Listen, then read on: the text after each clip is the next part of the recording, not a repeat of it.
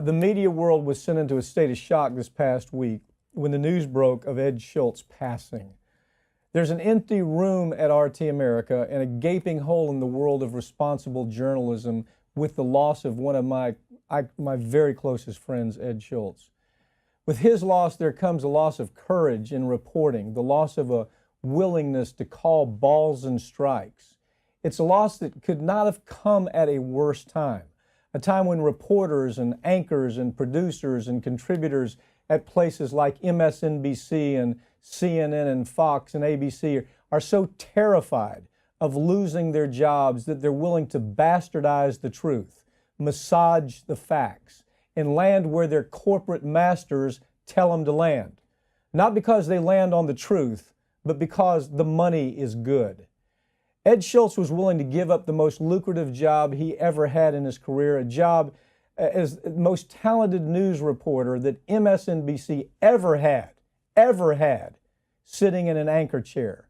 A job that he quit because corporate numbered crunchers had political agendas that prevented him from reporting the news rather than delivering corporate and political pablum that was fashioned not by a news department, but was fashioned by NBAs and CEOs and COOs who cared more about being delivery boys for the DNC political agendas and advertisers and even the establishment government.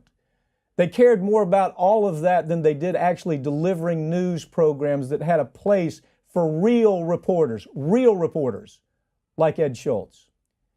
Everyone here at RT America will suffer the loss of Ed Schultz for a very long time. And the business of journalism and responsible reporting will suffer right along with us, whether the industry has the honesty and the good sense to understand that or not. Ed Schultz, we're going to miss you. You know, I think one of the greatest stories I've heard of Ed Schultz, and we heard it at the time, actually came from John Nichols. You know, he and John Nichols were also very close. He went to Wisconsin constantly during the Scott Walker recall election. And John Nichols told the story after news passed of Ed about how Ed would go there, talk to the people in the streets, but not just for the camera. Ed would talk to these people throughout the night. No cameras, no reporters, no nothing. This wasn't for optics. Ed wanted to talk to the people whose lives were being affected and get their stories, not to go out there and tell the story and get ratings, but because he actually cared. He wanted to know what was happening. He wanted to know how it affected the guy down the street and the guy on the other street. It was such a moving story that really captured what Ed was. It was never about ratings. It was never about trying to get the viewers in there. It was about, what's your story? What's going on? What's happening in the world? How does this affect the average people? And you don't see that. You do not see that anywhere else. There's nobody that has replaced that. And there won't be. I don't think there ever will be.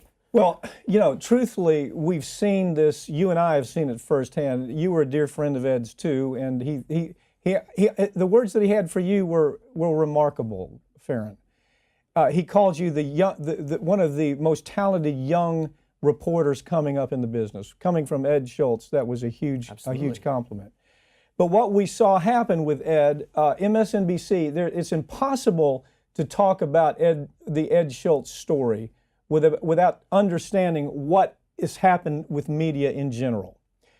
Ed used to be very critical. I remember when the BP oil spill took place, okay?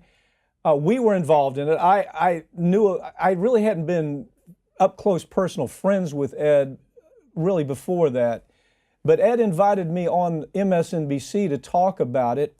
And he allowed me to say the things that corporate media ordinarily would not let you say.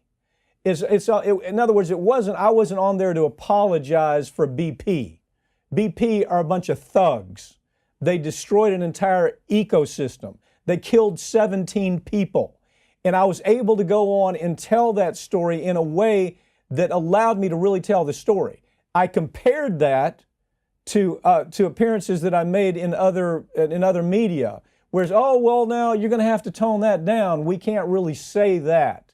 Well, they couldn't say it because BP was advertising. BP was spending tons of money and, in effect, after those first few shows, and I actually was able to go after BP and tell the story, management at MSNBC said, well, maybe we're being a little harsh. And those statements came right along with maybe BP is paying us a lot of advertising dollars right now.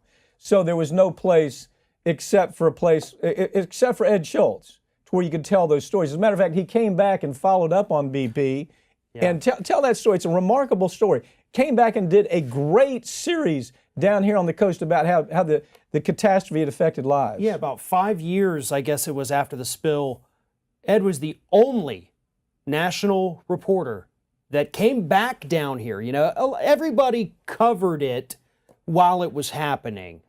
But once they plugged the well and the oil starts washing up on the shore, everybody had left. Ed was still covering it, but then 5 years later did what nobody else did, came down here, talked to business owners, fishermen, who'd had their businesses destroyed from this, their lives forever changed, and he got their stories, he helped tell their stories, and helped remind the public that, hey, this catastrophe that happened on the BP, it wasn't a 5-month catastrophe. It's not even a 5-year catastrophe. This is a generation of destruction that BP caused. But the media had already moved on to shiny things, other shiny things.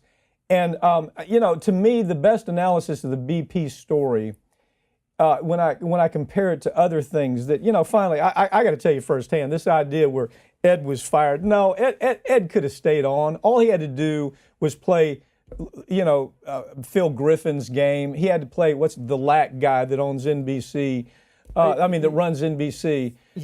Lack and Phil Griffin were telling him, you have to do this. You can't tell. Matter of fact, he was there prepared. Very interesting story here.